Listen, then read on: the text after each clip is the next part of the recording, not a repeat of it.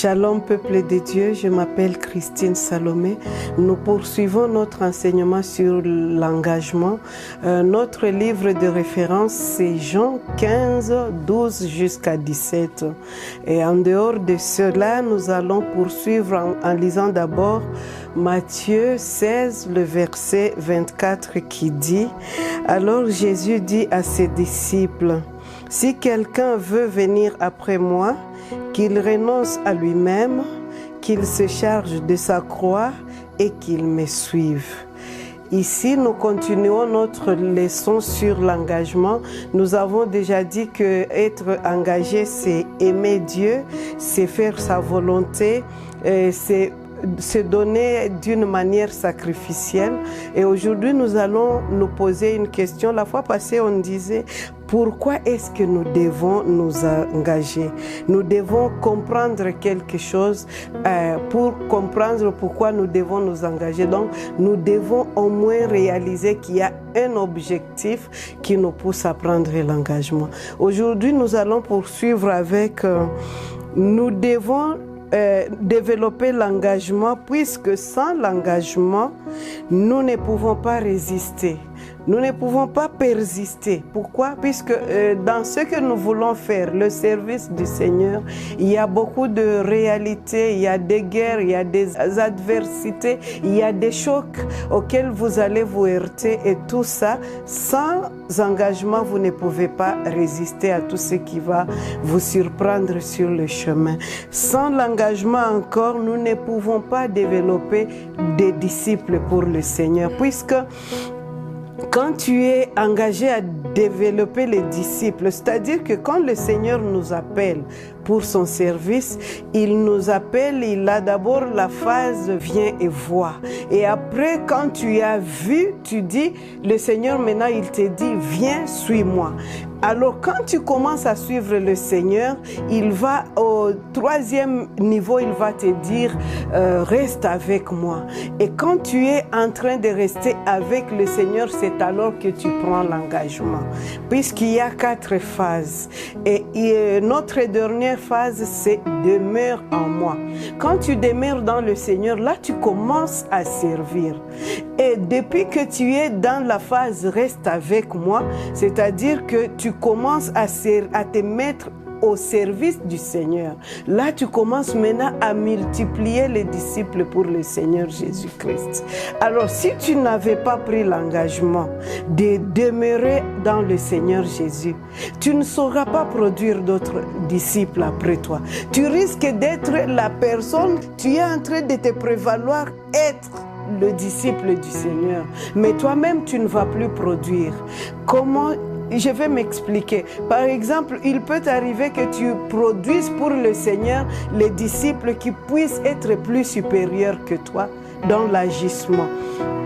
Puisque dans la donation des dons, le Seigneur, il donne à ses disciples tel que lui-même veut. Alors ça peut arriver que toi tu as formé le disciple pour le Seigneur, mais ce qui va te surprendre est que les disciples deviennent encore plus grands que toi. Si tu n'avais pas pris l'engagement, tu risques de le combattre et tu risques de ne pas savoir comment orienter les événements qui t'arrivent. Et tu commences à prendre ton disciple que toi tu as formé, tu le prends pour ton ennemi puisqu'il est en train de te dépasser. Laissez-moi te faire comprendre que tu peux mettre au monde un enfant, mais tu ne vas pas décider de sa taille. Toi, tu peux te retrouver, tu as mis au monde un enfant, tu es peut-être de courte taille, mais ton enfant te surprend, il te dépasse la taille. Mais cela ne va pas faire que vous puissiez vous combattre. Et cela ne va pas faire que ton enfant maintenant devienne orgueilleux puisqu'il t'a dépassé. Alors, si tu as été engagé vraiment à servir le Seigneur, tu ne peux pas combattre les gens que tu es en train d'amener à Christ. Si tu as été engagé à servir le Seigneur, tu ne peux pas commencer à montrer les défaites à tes disciples, aux disciples que tu es en train d'amener au Seigneur. Tu ne peux pas les décourager dans leur marche. Il y a d'autres serviteurs qui découragent même leurs enfants spirituels. Tu leur parles des faiblesses, tu montres comme si toi-même tu deviens pessimiste devant l'appel que tu as reçu du Seigneur. Et maintenant, tu voudrais inculquer dans les disciples que tu es en train de former pour le Seigneur Jésus-Christ, tu voudrais l'inculquer qu'il commence aussi à voir les choses de la même manière que toi. Mais quand tu as été engagé, quelquefois, tu peux même être blessé quelque part, mais tu encourages toujours ton enfant spirituel à aller de l'avant. C'est pourquoi il faut développer l'engagement. Nous devons aussi développer l'engagement, puisque l'engagement, c'est le feu qui transforme les disciples. C'est ton engagement à toi, formateur, qui fait que le disciple que tu es en train de former soit vraiment bien taillé. Tu es comme l'engagement dans toi, serviteur. C'est le feu maintenant qui fabrique un vrai disciple pour le Seigneur. Cet engagement que toi, serviteur, tu as, c'est la colonne vertébrale. C'est ce qui fait que toi-même, tu puisses bien tenir. Puisque quand toi, tu te tiens bien, tu permets que les gens que toi, tu vas former pour Christ soient aussi bien tenus dans la foi. Quand tu es engagé, tu dois beaucoup veiller sur ta personnalité. Comment tu marches, tes valeurs dans la société, dans ton voisinage, avec tes voisins, dans l'église et partout. Tu dois veiller sur ta personnalité. Tu dois veiller sur ta position face au service et face au Seigneur que tu sers. Il y a des gens qui négligent leur position face au service. Tu as telle position peut-être dans la chorale. Tu as telle position peut-être dans le nettoyage de l'église, dans le service de protocole, dans l'anciennat, dans n'importe quel service, intercession et ainsi de suite. Mais comment toi tu gères ta place? Comment tu es une pierre dans l'édifice qui est l'Église, notre Seigneur, le corps de notre Seigneur Jésus-Christ? Comment toi tu es positionné dedans? Cela importe beaucoup. Comment tu vis avec ton entourage? Vous savez, quand on nous dit dans Hébreux 10, 25 que n'abandonnez pas votre assemblée, c'est parce que en vivant dans l'assemblée, en vivant avec les gens, nous développons des caractères. Donc nous ne devons pas abandonner l'assemblée, puisque c'est notre vie avec les frères et les sœurs avec lesquels nous servons dans le service du Seigneur Jésus-Christ que nous-mêmes nous réussissons à croître. Comment tu réagis quand tu es devant une personne rancunière? Comment tu réagis quand tu es devant une personne colérique? Comment tu réagis quand tu es devant les nonchalants? Comment tu réagis quand tu es devant les gens qui colportent des choses, les gens qui vous énervent, les gens qui mentent sur votre sujet? Comment tu réagis? C'est en vivant dans l'assemblée, puisqu'il y a plusieurs personnes, quand ils sont devant des personnes que eux jugent méchants, ils se disent non, moi je ne veux plus entrer dans cette église, je ne veux plus entrer dans cette congrégation, je ne veux plus faire partie de ce groupe-là. Là, c'est un signe de faiblesse pour toi, ma soeur, pour toi, mon frère.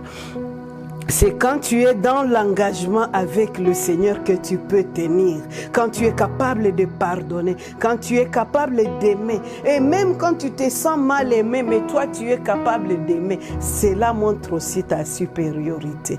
Alors c'est avec l'engagement que tu peux veiller sur toutes ces choses.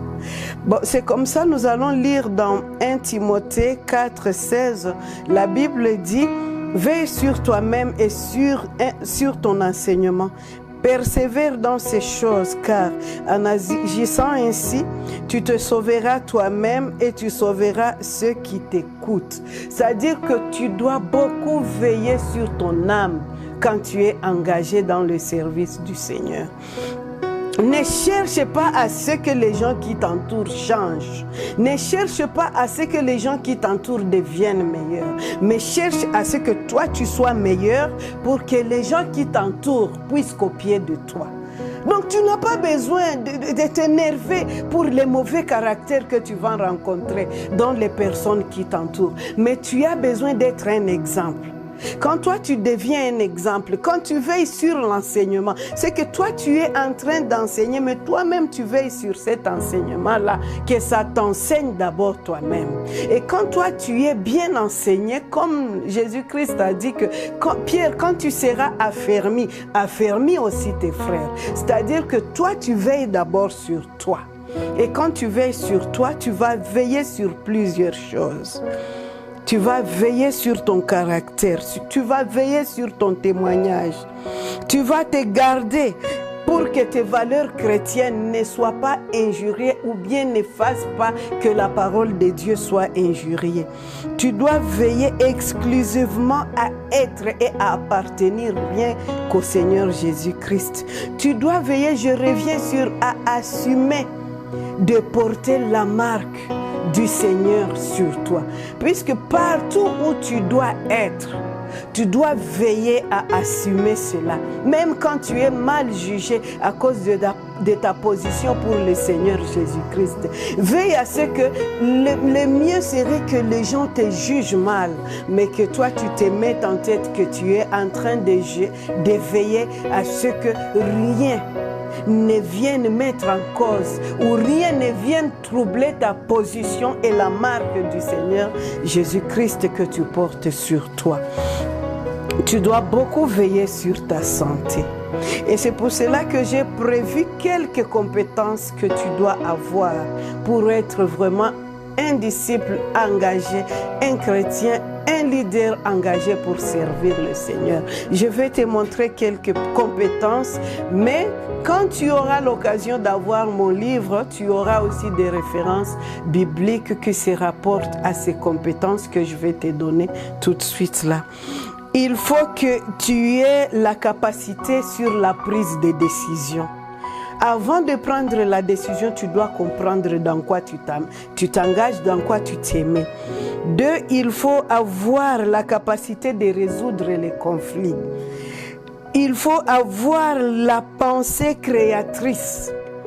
Il faut avoir l'esprit critique. Il faut avoir la bonne communication. Il faut avoir la bonne gestion des relations. Il faut avoir la conscience de soi. Il faut avoir l'empathie, il faut avoir la gestion des émotions, il faut avoir la gestion des stress. Toutes ces choses-là, je te dis 10 compétences. Avec ces 10 compétences, quand tu auras l'occasion d'avoir mon livre, là tu verras même les références bibliques, puisqu'ici je suis en train de courir derrière le temps. Alors, avec de telles compétences, puisque nous te voulons, toi leader qui est engagé pour servir le Seigneur Jésus-Christ, nous te voulons être toujours en bonne santé. Avec de telles compétences, tu n'auras pas de colère en toi, puisque la colère affaiblit ta foi. Avec de telles compétences, tu n'auras pas de chagrin en toi, puisque le chagrin affaiblit tes poumons. Tu n'auras pas l'inquiétude, puisque l'inquiétude affaiblit ton estomac. Tu n'auras pas le stress, puisque le stress affaiblit le cœur et le cerveau. Tu n'auras pas la peur, puisque la peur affaiblit tes reins. Donc, je viens de te donner ces compétences, il faut veiller sur ça. Mais comment y atteindre? C'est la vie de prière, la vie de la sanctification. Ça sera très bénéfique pour que tu réalises ton rêve de servir le Seigneur loyalement. Que Dieu te bénisse et que Dieu soit avec toi.